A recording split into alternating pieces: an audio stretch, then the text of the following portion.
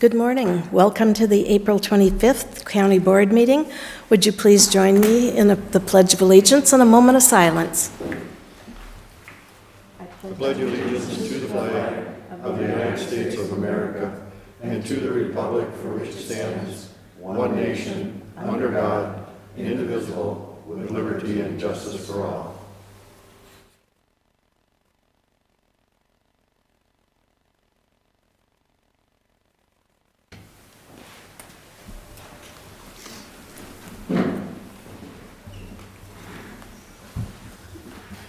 Okay, first item on the agenda is open forum. We have one speaker, Doug Kern. Please come forward. Well, I just want to make a comment that seeing all the bills they're passing down at the Capitol, we have a Second Amendment sanctuary county is what we have. I think that there may be some sanctuary parent rights that we might need to look at. So anyway, just parental rights are very, very important. And I think that we're probably going to have to look at something like that in our county. Thank you. Thank you. Next thing on the agenda is review and approve the minutes of the April 11th County Board meeting. We have a motion. Is there a second? Second. Motion by Commissioner Coring, second by Commissioner Barrows. All those in favor? Aye. Aye. Opposed? Motion carries. Review and approve today's agenda. Madam Chair, we have one item to add. It is in front of you. It is a request to apply for a community match grant with Sourcewell. It is for some software that the Sheriff's Department would use in investigations of electronic equipment like computers, cell phones, and the like. They did have some money budgeted for that in 2023's budget, but like a lot of things right now, prices are going up. And so right now we need about 10,000 more, and the Sheriff's Office would like to apply for a grant to close that gap. All right, we'll Madam put that Chair, on. we have recompiled the agenda. We published it, and then we recompiled it, so it did not show in the agenda on Friday. It is in your online agenda today. We had placed it under consent. You can move it wherever you wish. No, I'll leave it at 5.13. Okay. 5.6, the golf cart ordinance, the date for the public hearing is May 23rd. So that will be changed. Okay, is there anyone who would like to make a motion to? Madam Chair, just one thing further on the agenda. I did receive a couple letters at my home that I would like to talk about under additional business, if that's okay. Yep, that would be great. With that, Madam Chair, I would move the agenda with the additions All as right. presented. Motion by Commissioner Coring. Do I have a second? Second. Second by Commissioner Hoag. All those in favor? Aye. Aye. Okay, consent agenda. Madam Chair, if there's no questions on the consent agenda, I would move the adoption of the consent agenda. Is there a second?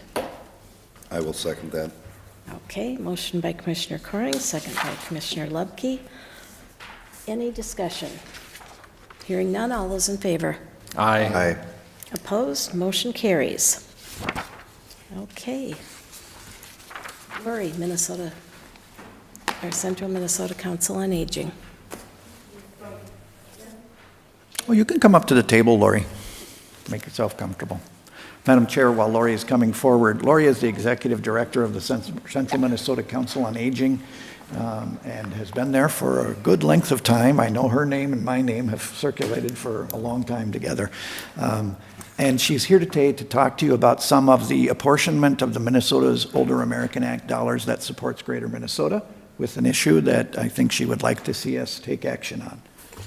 Yes, thank you for having me today. Yes, I'm Lori Verolsa. I'm the director of the Central Minnesota Council on Aging, and I think I've been there 28 years now, so quite a while. I'm here today to talk about some funding revisions that the state will be making, specifically the Minnesota Board on Aging. So in the state, as an area agency on aging, we receive federal Older Americans Act dollars, and these are allocated to us from the Minnesota Board on Aging, which is a 25-member appointed board by the governor. And they distribute the $20 million that they receive annually to the 6 area agencies on aging that cover the state and the 1 tribal area agency on aging based on an interstate funding formula. And these dollars then come to our local level, and we use them to allocate out to area providers to provide things such as transportation, grocery shopping, congregate dining, home-delivered meals, chore, homemaker, caregiver supports. All these services are really meant to keep the older adults living in their own homes and then supporting the family caregiver. So unlike the waivered funding that you oversee here at the county level, the Older Americans Act program, the eligibility is 60 plus, and there's no means testing on that. So to receive services, we're targeting older adults that are low income, frail, and really need the additional supports to remain living in their own homes. But the eligibility is 60 plus, and then they receive the services on a donation basis. So in 2022, you can see on this chart just the impact of the services that ran through our office that we funded out to the 19 providers in our 14-county area. Just over 30,000 older adults in our region were impacted, so one in every 5 older adults in the region were impacted by the Older Americans Act programming. Specifically for Crow Wing County, and this data is based on 2022 data from last year, there was just over $265,000 of Older Americans Act funding that was invested right here in Crow Wing County. And then you can kind of see a depiction of the specific services. Our largest category of funding is our nutrition. And so that's where you see just under 4,000 congregate meals were provided in Crow Wing County. We have sites, we contract with Lucent Social Services for the congregate dining. They have sites in Brainerd, Pequot Lakes, Cross Lake, and Crosby. And then the 38,000 home-delivered meals to the 489 older adults, that includes traditional home-delivered meals to really those frail elderly who receive a combination of hot and frozen meals delivered right to their home, as well as during COVID, we worked with Catholic Charities to develop some frozen meal distribution sites really targeting low-income seniors. And in Crow Wing County, that's happening at the Salvation Army here on once a month, and then in Deerwood once a month. And the one in Deerwood is in partnership with the NAP sites, the Nutrition Assistance Program for Seniors, so the food commodities.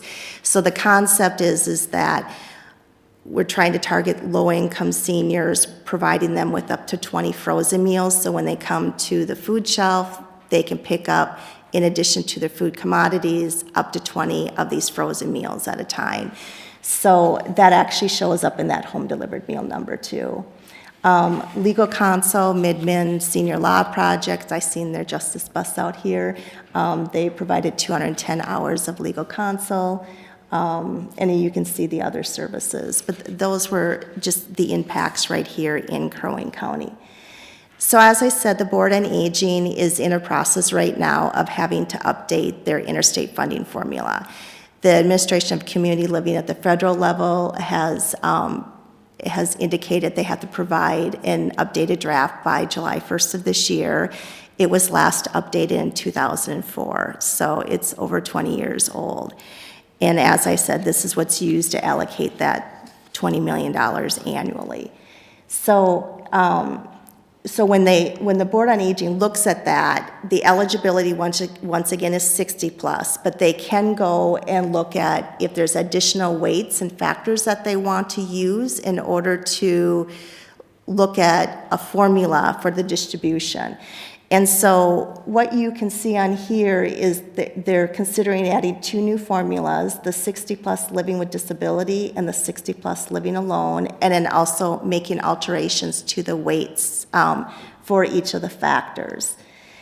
So what's in blue is the current formula, and you can see that it's heavily focused on 60-plus, and this is the 5th iteration of their draft. So we have made progress in shifting it from solely being focused so heavily on the 60-plus to trying to increase the rural population distribution, because we have seen with the new census data, there is a large migration. The growth of the 60-plus population is in the 7-county metro area, although we have more older adults, 85-plus, living in outstate Minnesota. And those tend to be the individuals that are more frail and need to tap onto these types of services. So as I said, there are 6 area agencies on aging. For those of you that have been around for a while, you'll recall that there used to be 14 area agencies on aging. And our office, we used to cover Stearns, Benton, Sherburne, and Wright. Out here, it was with the Regional Development Commission that covered the 5 counties out here and then in the east. And in 2010, there was a consolidation that the state did of the area agencies on aging. So we went from 14 to 6. And then there's 1 tribal area agency on aging that covers Leech Lake, White Earth, Boise Ford, and Fond du Lac. On the process, working parallel to this, but directly impacting the interstate funding formula, is that sometime this week or next week, the state will be lifting the designations of the boundaries for the area agencies on aging, and it will provide an opportunity for the 11 tribes to determine if they would like to apply as a standalone area agency on aging or go under the Minnesota area tribal area agency on aging for services and for funding. And if there's any existing area agency on aging boundaries that look to make some alterations. Our board has met and has provided me instruction that we will put in, our comment for that will be that we believe that the 14-county area serves the older adults well, and that we do not wish to extend our boundaries. There is a concern, I will say, amongst the outstate area agencies on aging that this interstate funding formula has the potential to lead to more consolidations down the road of the area agencies on aging. And you'll see that based on, if you look in the blue, that's our current allocations. So you see that for Central Minnesota Council on Aging, we receive 13% of the allocation.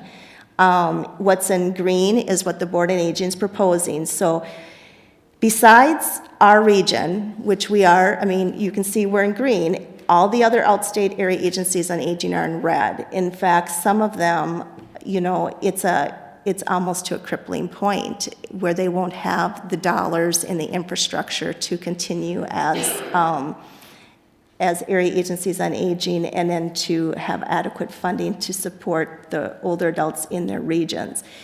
That migration of the almost $700,000 to the 7-county metro area is not new dollars coming into the system. We have had flat funding for years.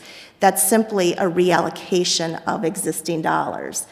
So as outstate area agencies on aging, we're proposing the last formula alteration, which would still mean reductions for several of the rural area agencies on aging, but not to a point that it would be to a devastating point. And I just have this slide here to just kind of depict illustration. As I said, the nutrition funding is our largest category of funding.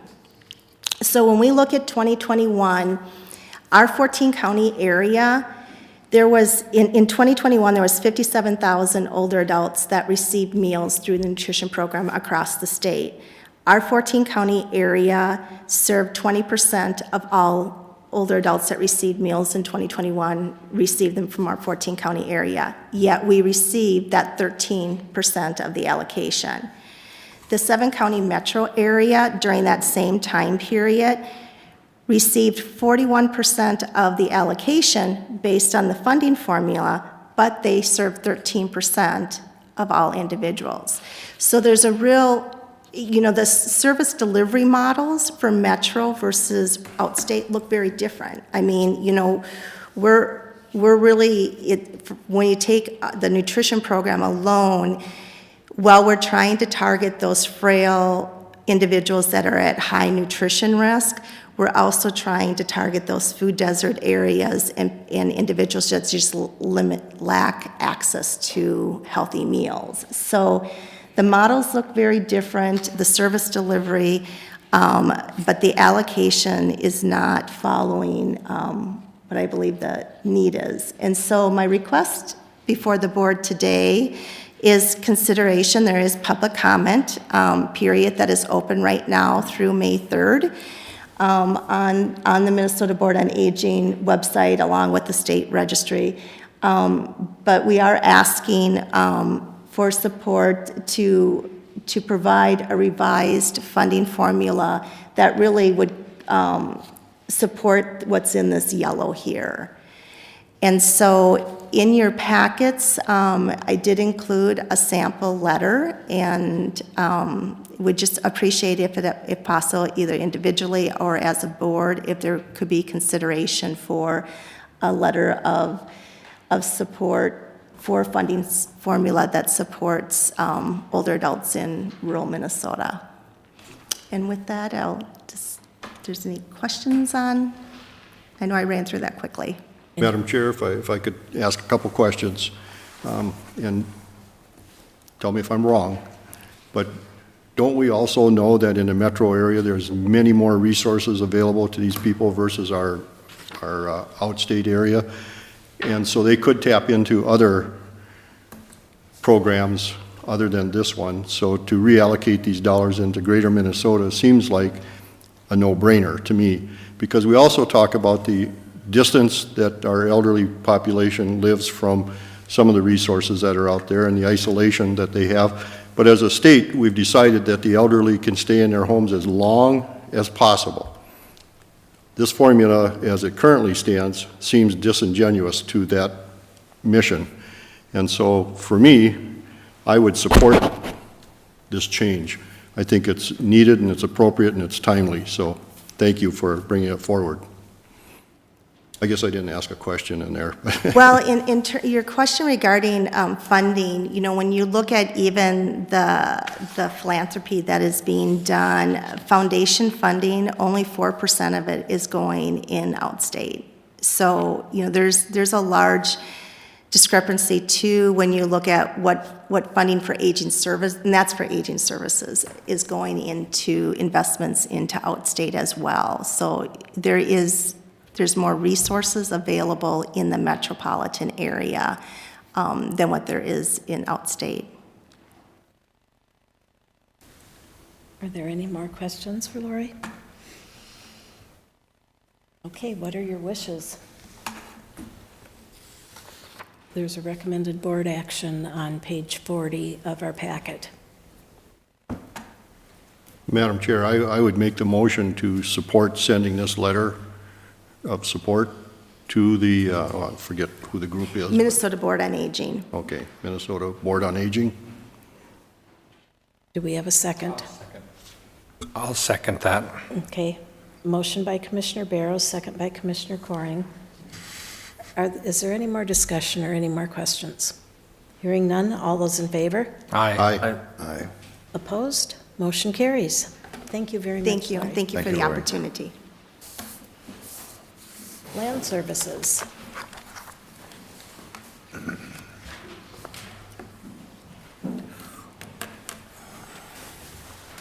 Good morning, Chris. Good morning. Morning. I have before you today one item. It is to seek approval for the final plat of Sportsman Storage. This was approved, or recommended approval of the preliminary plat by the Planning Commission Board of Adjustment on February 16th. this year, and then the preliminary plat was before you back on March 14th, which received approval as well. This is a plat consisting of 16 total lots. It's located up in Mission Township. It's Section 19. The address is 29036 County Road 3. For those familiar, it's the old Sportsman's Store up there. Now they're converting this into a storage where they're going to be selling off individual lots and creating storage buildings up there for private use. And so we have before you today that plat as well as the developer's agreement, and we're asking that to be authorized as well. And what that will allow us to do is to approve the plat with certain conditions needing to be finalized as the plat itself is developed. So we have a escrow amount of $32,500 that we have, which is 125% of the cost of doing the required improvements that are part of the plat. Those required improvements include making sure all the survey monuments are put in properly, the construction of the roads and drives, the stormwater management and erosion control plan, the required lot improvement work. And that's really the main reason why we have the developers agreement, is to make sure those are done. This road will be a private road. It'll be maintained privately. It will not be something that will be a public road for this plat. At this point, unless there are any questions regarding this, I'd recommend approval as submitted. Do you have any questions? Madam Chair. This is in my district, and I have looked at it quite a lot. I mean, they wrote a lot of stuff to do this. I think they've done a really good job of planning it, putting it together. I haven't heard anything in that area where people have been like, oh, here's another storage park. So I think they've done a really good job, and I think they've also been, there is some water close by, and I think they've really done their due diligence in looking through their paperwork to make sure that they have their own stormwater containment area and stuff like that. Yep, They've done a really absolutely. good job with it. Absolutely. So I have no questions or no concerns on it. Thank you. Does anyone else have any questions? Would you like to make a motion? Sure. I'll make a motion that we approve. And is there an item on that? Yeah, it's approve the following plat. It's on page 59. I didn't have that on me. It's on page 59, the Okay, the let me get to motion. that number so I can make sure I make the right, oops. Are you running that? There it is. Yeah, Madam Chair, make a motion to approve the plat for the Brenda Icola final plat for Sportsman Storage. Is there a second? Second. Motion by Commissioner Lubke, second by Commissioner Barrows. All Madam those Chair, in favor? could I just clarify, that also includes approving the developer's agreement as well? I'm sorry, I didn't. So moved. We just need to make sure we include the authorization for the board chair to yes, sign the yep. developer's agreement. Okay, We have both of them. included. Okay, thank you. We have both the motioner and the seconder. Okay, all those in favor? Aye. Aye. Opposed? Motion carries. Thank you. Thank you very much. Thanks, Chris. County engineer, or Jory. They're tag teaming us today.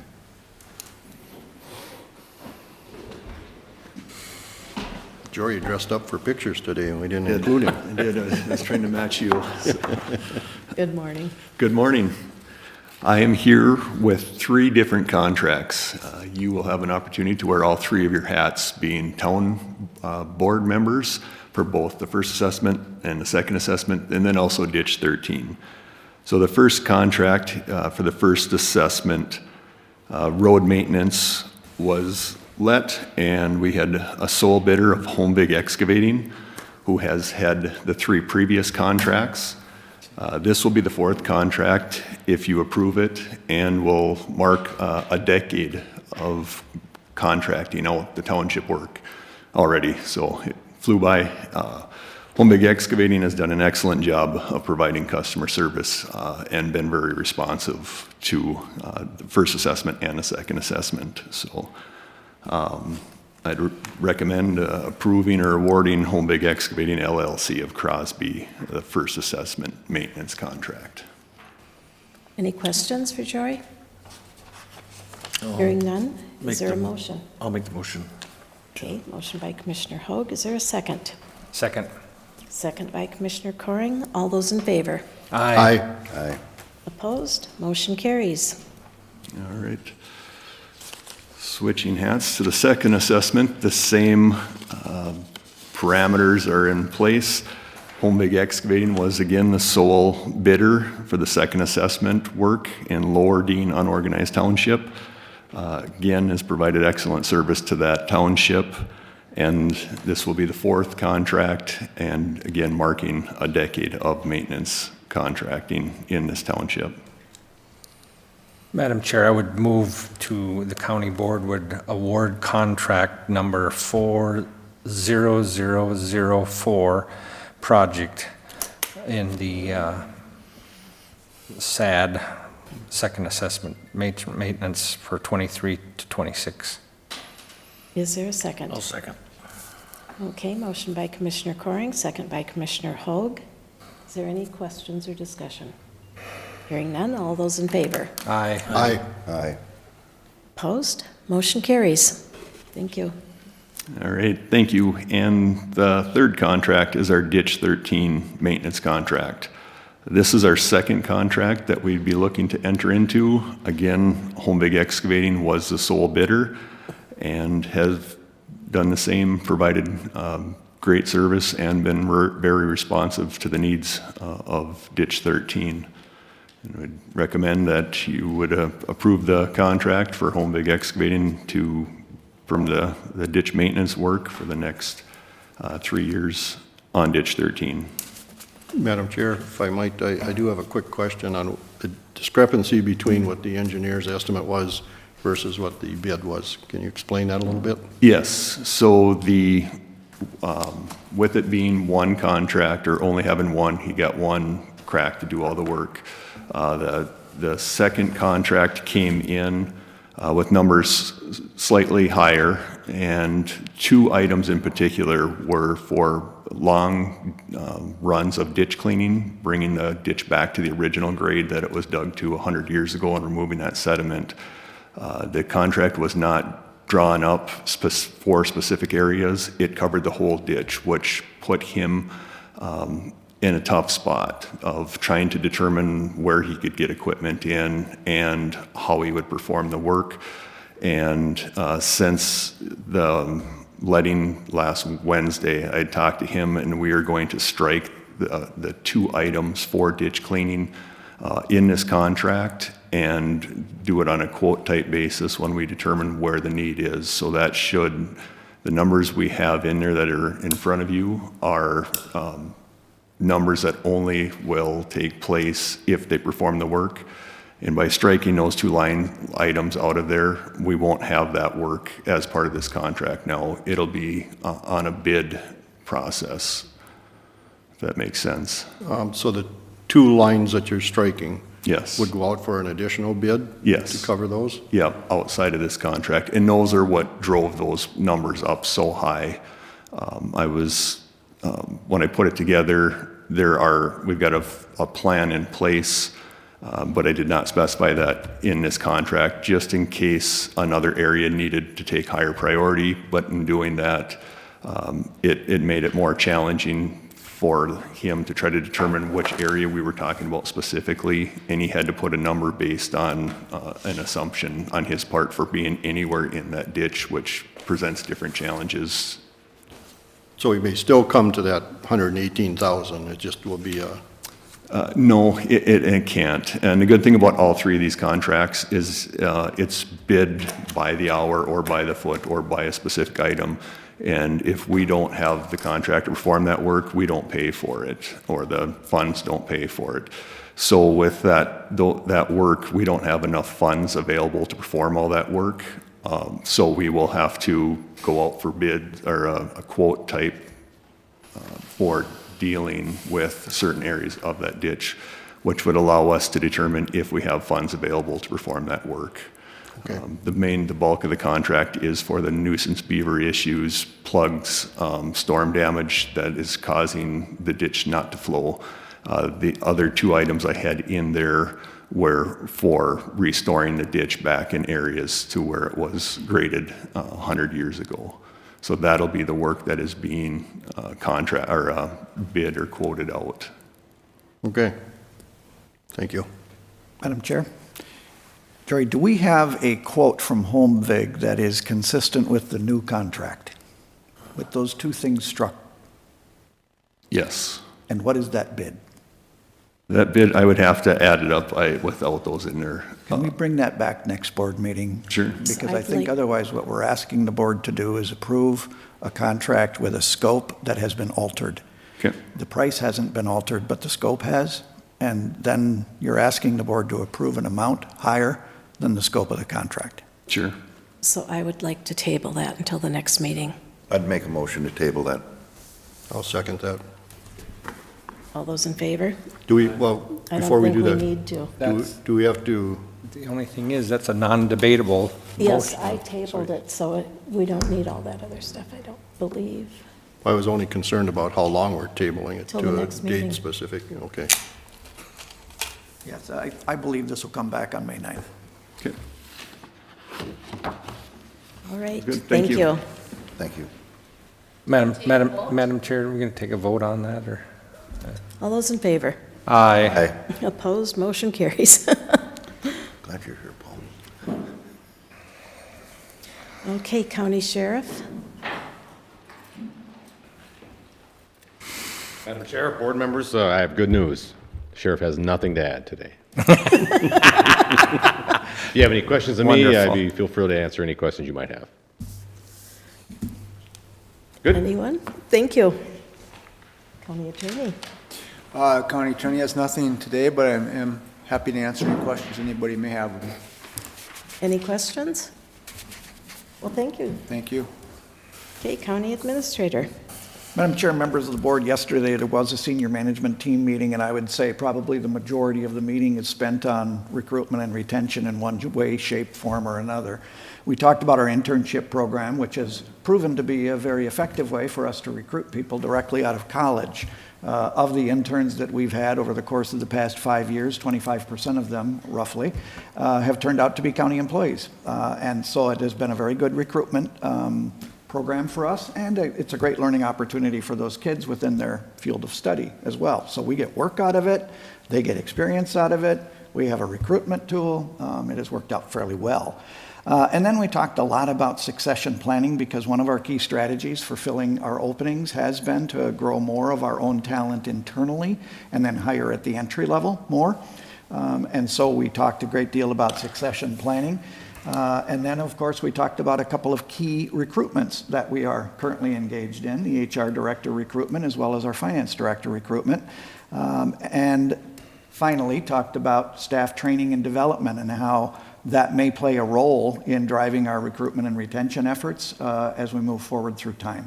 So all the way around that discussion is recruitment and retention of staff, which, you know, that's not surprising. I think every organization is more challenged with that. We have escaped most of that challenge for a long time. It has arrived. And so we continue to deal with turnover rates that are probably indicative of the market. So happy to answer questions about that or anything else related to county government. No questions? All right, next, additional business, Paul. Okay. Madam Chair, before I talk about these letters, these letters actually made me think about how, well, I think about it all the time, but how great the people are that work here. And I see our great chief deputy and another one of the deputies in the back, and I see the outpouring of support for the officer that lost his life. And, you know, you guys, you and all the other county employees come to work here every day. You know, about 500 people that try to make this county great for 68,000 people. And I've nearly got 20 years of public service. And I will say, and I don't want this to sound negative, but in 20 years, I always hear the people that are mad about state government or county government, and very seldom do I ever see a letter saying thanks. Not that I'm looking for thanks, but Madam Chair and board members, I just recently at my home received 2 letters that I would like to have the county administrator read.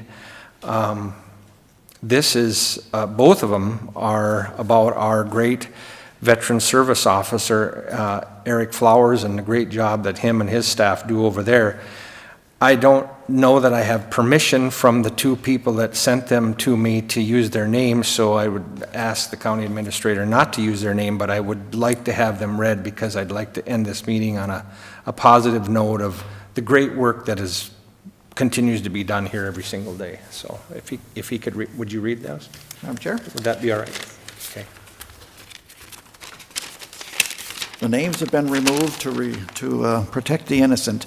Hi, Paul. Back in, let's see, I went to the Veterans Service Office and met with Eric Flowers on receiving veterans help for the Army, from the Army National Guard.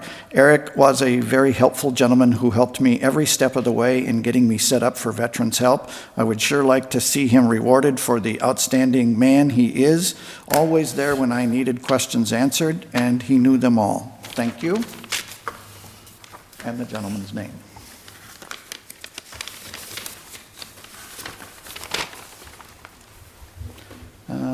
Dear Paul, my name is fill in the blank. I'm a veteran of the U.S. Army who moved here in May of 21. I've been dealing with our U.S. Department of Veterans Affairs concerning my disability. My wife and I had worked through much of the system but had reached an impasse due to our limited understanding of the existing systems. During one of our meetings with the VA in Brainerd, Minnesota, we were made aware of Minnesota state organizations that aid veterans in dealing with the VA. We were advised to contact Eric Flowers, a veteran service officer in Brainerd.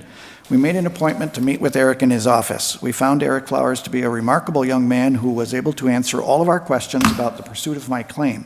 With his hands-on assistance, we were able to file a claim which was approved within a few months. Eric also put us in contact with another Minnesota employee, Eric Svedal, a veterans claim representative in St. Paul, who supported us through our video hearing. Eric is very well versed on the use of computers for video conferencing. The system he helped set up connected our home to his office in St. Paul and to the judge's chambers in Washington, D.C. The 3-way connection worked perfectly with no miscues. The stellar assistance we received from these 2 young men is an outstanding example of exemplary service that reflects well on all employees in our Minnesota government. This is the way our government should work for all of our citizens. I offer you my compliments for attracting and hiring employees of the exceptional quality of these young men. Thank you, and the gentleman's name.